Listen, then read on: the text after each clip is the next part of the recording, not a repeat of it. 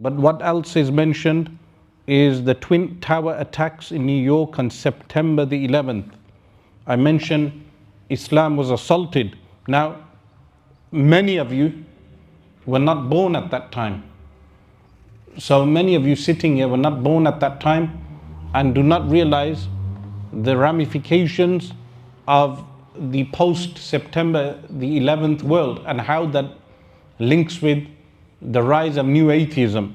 So on page 2, I mentioned firstly the Third Reich, Hitler's Third Reich in Nazi Germany, and Goebbels, and his quotation on propaganda.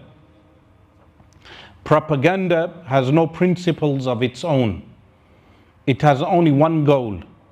And in politics, that goal is always to conquer the masses. Any means to that end is good, and any means that does not serve the end is bad. The level of propaganda against Islam, billions have been placed into mass corporate media to malign Islam.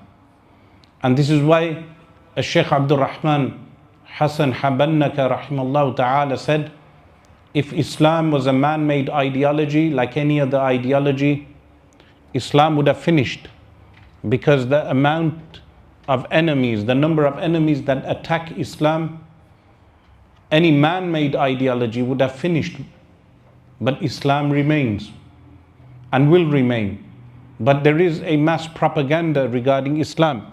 How I sum up the entire polemical argument on the same page, which I refer to as an exaggerated vitriol, a superstitious, Jew-hating, violent religion that kills innocents, enslaves free people, that has a totalitarian, homophobic, misogynistic law that oppresses women and uses draconian punishments like amputation and stoning.